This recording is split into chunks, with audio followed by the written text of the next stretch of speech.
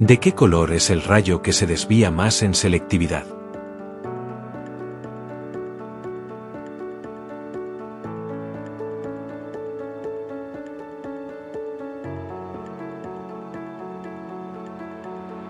Actividad C2.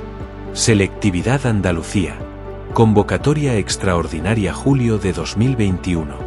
Refracción de la luz. Física segundo de bachillerato. Apartado A. Estrategia de resolución. Primero, leer el enunciado, anotar los datos y las cuestiones que se solicitan y convertir las unidades. Enunciado. Razone y justifique la veracidad o falsedad de las siguientes frases. Subapartado I. Cuando la luz pasa de un medio a otro, experimenta un aumento de su velocidad si el segundo medio tiene un índice de refracción mayor que el primero. Subapartado I. La reflexión total de la luz en la superficie de separación de dos medios puede producirse cuando el índice de refracción del segundo medio es mayor que el del primero. Subapartado I. La reflexión total de la luz en la superficie de separación de dos medios puede producirse cuando el índice de refracción del segundo medio es mayor que el del primero. Segundo. Dibujo /diagonal esquema, diagrama de fuerzas, sistema de referencia, descomposición de fuerzas. En primer lugar, habría que decir que esta segunda parte de la estrategia de resolución no es imprescindible para la correcta explicación de este ejercicio. De todos modos, para el subapartado I, dibujamos la interfase que separa dos medios 1 y 2, así como un rayo que pasa de uno al otro con diferentes velocidades de propagación, v1 y v2. Para el subapartado I, haremos un dibujo similar, indicando ahora los ángulos de incidencia y de refracción respecto de la normal en el punto de incidencia del rayo.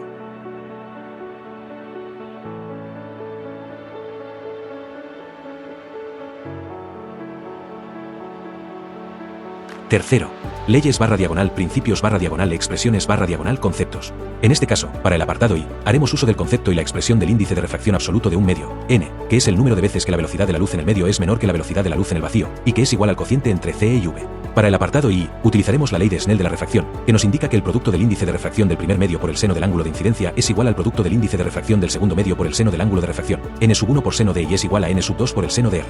Cuarto. Resolución. Subapartado I. La afirmación es falsa. Cuando la luz pasa de un medio a otro, experimenta una disminución de su velocidad si el segundo medio tiene un índice de refracción mayor que el primero.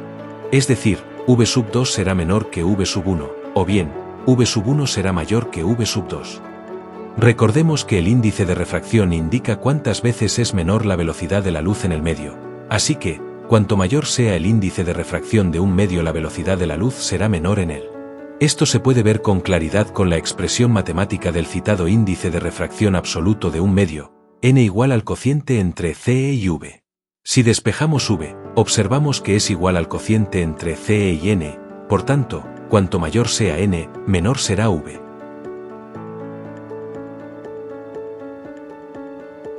Subapartado I. La afirmación es falsa. La reflexión total de la luz en la superficie de separación de dos medios puede producirse cuando el índice de refracción del segundo medio es menor que el del primero. Recordemos que la reflexión total aparece cuando la velocidad de la luz en el primer medio, v1, es menor que la del segundo, v2, es decir, cuando el índice de refracción del primer medio, n1, es mayor que el del segundo, n2, todo ello para que el ángulo de refracción r sea mayor que el ángulo de incidencia I. Como nos indica la ley de Snell. Debemos recordar también que para cierto ángulo incidente que se denomina ángulo límite, y sub L o límite, el ángulo refractado, R, es igual a 90 grados, el rayo refractado sale paralelo a la superficie de separación. Para ángulos de incidencia mayores que el ángulo límite solo se produce reflexión, no refracción, reflexión total.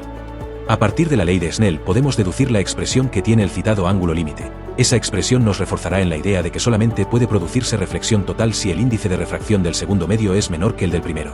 Deducimos que el ángulo límite, I sub L, es igual al arco seno del cociente entre el índice de refracción del segundo medio, n2, y el índice de refracción del primer medio, n1.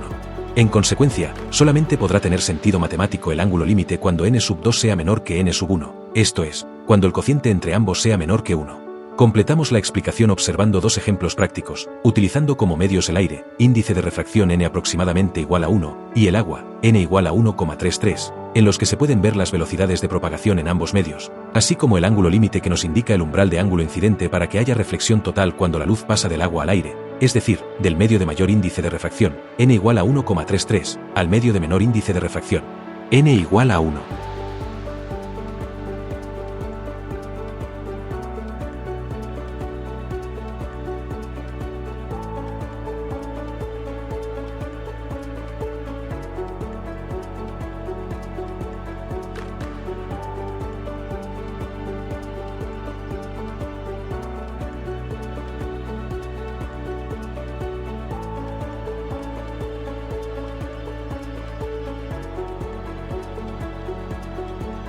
Apartado B. Estrategia de resolución. Primero, leer el enunciado, anotar los datos y las cuestiones que se solicitan y convertir las unidades. Enunciado.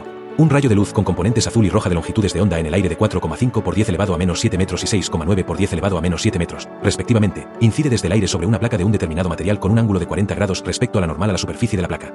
Subapartado I. Mediante un esquema, y de manera razonada, indique la trayectoria de los rayos azul y rojo, tanto en el aire como en el material. Subapartado I.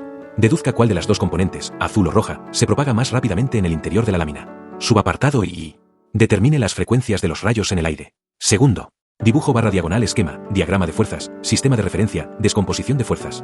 En este caso se solicita explícitamente para el subapartado I.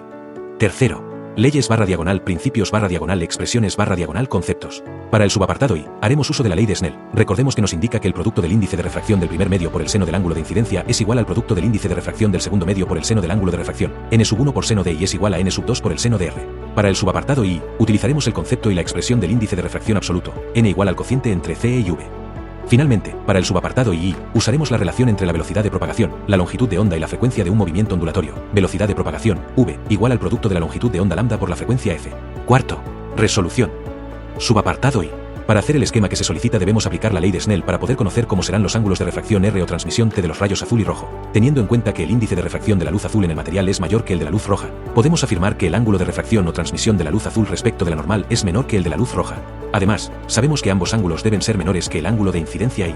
Ya podemos dibujar el esquema de la trayectoria de los rayos, tanto en el aire como en el material, representando la interfase, la normal, los rayos y los ángulos. Se puede observar cómo el rayo azul se acerca más a la normal que el rojo. Podemos decir que el rayo azul se desvía más que el rojo respecto del rayo incidente.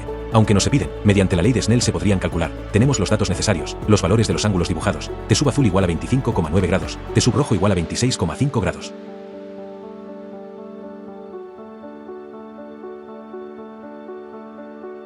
Subapartado I.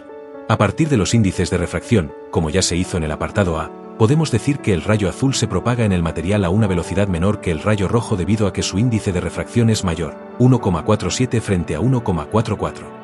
Recordemos que el índice de refracción absoluto de un medio, n, es el número de veces que la velocidad de la luz en el medio es menor que la velocidad de la luz en el vacío, y que es igual al cociente entre c y v.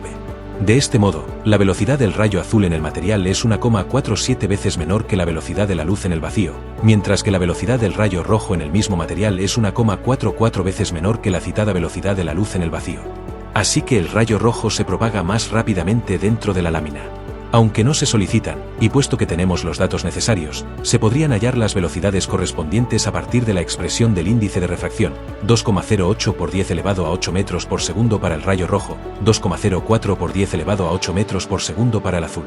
De nuevo vemos que el rayo rojo se propaga más rápidamente. Subapartado I. Ahora obtenemos las frecuencias de los rayos en el aire a partir de la expresión del movimiento ondulatorio que relaciona la velocidad de propagación, la longitud de onda y la frecuencia, v es igual a lambda por f. Al tratarse del aire, la velocidad de propagación de la luz es la misma que la del vacío CE, índice de refracción del aire igual a 1.